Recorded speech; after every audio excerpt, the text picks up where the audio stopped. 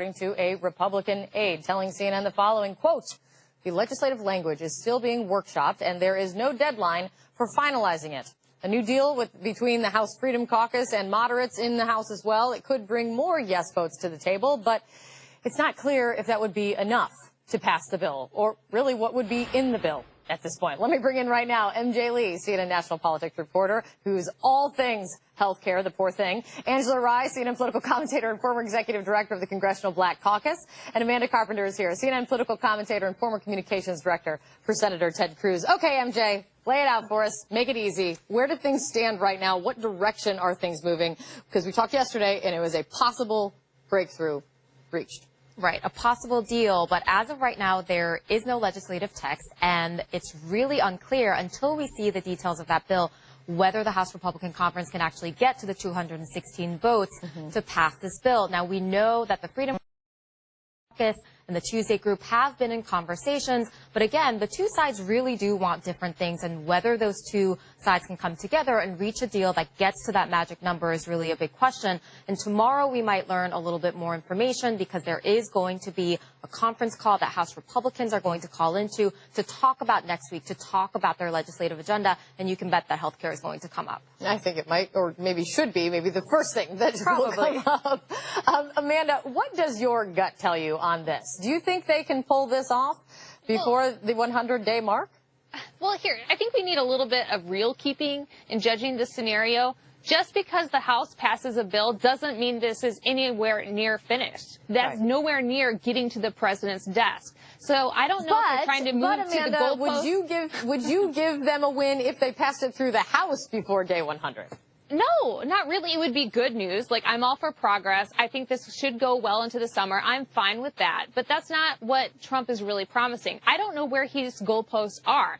It seems right now they're trying to make the bar Republicans make a deal among themselves. Well, okay, without any text. I mean, the bar is so low. I am for them taking time, but I think they should be more clearly explaining what their timeline really is, because we're all talking about this deal and having a victory in the first 100 days. No, just having some bill text on paper is not what we were promised. That's not anywhere near where he should be at this point in time. That may be okay, but there is a long way to go on this, even if it passes the House next week, which, hey, could happen. It should happen. It really shouldn't be this hard. But let's just be real about where we are in this process.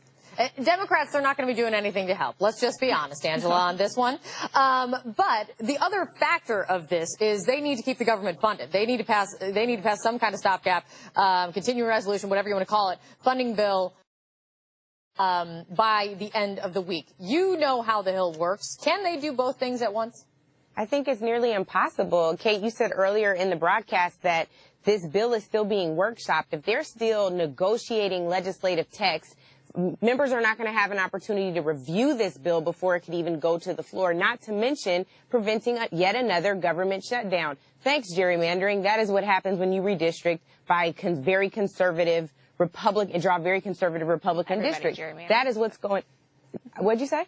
I said everybody gerrymanders. There's a problem on both sides. Yeah, I appreciate you chiming in right there, Amanda. But I think the issue here is very, very clearly that these districts are far too conservative, and so you have people that are no and then absolutely hell no. That is what we're dealing with right now. So there's no middle ground. There's no room for compromise. People forgot that is even what Congress is supposed to do. So you're right. It's not a real victory if this bill passes the House. But let's try to get it out of committee first. Let's try to get it to the House floor first. We have miles and miles to go there, and I don't think that it's going to happen. Not to mention, there's nothing affordable about this health care bill. You're talking about, yet again, cuts to Medicaid. You're talking about, yet again, trying to find tax breaks for the wealthy. That does not help the people who need relief in this country. So Angela actually raised the point I was going to ask you about.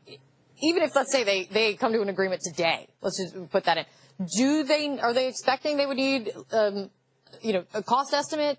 Were they expecting it would go back through committee? I mean, It's like we've collapsed the time-space continuum, thinking these things go quickly. Right. I mean, at this point in time, there are no real conversations happening right now about whether we would see a CBO report. I remember last time that was a point of such contention because people wanted to see. That's one of the things that helped it fall apart. Right, and they wanted to know what they were voting for. And I take Amanda's point about the White House sort of moving the goalposts throughout this process. Remember, it wasn't that long ago that they were trying to have a vote on this first bill. The president communicated to members through his deputies that if they don't get this done this time, that there wouldn't be another chance. There was no plan B. And clearly the White House has now realized that you are confronting sort of the challenges of governing and the importance of trying to keep the biggest campaign promises, and repealing and replacing Obamacare is at the very top of that list. I think that is a safe bet to say that one. All right.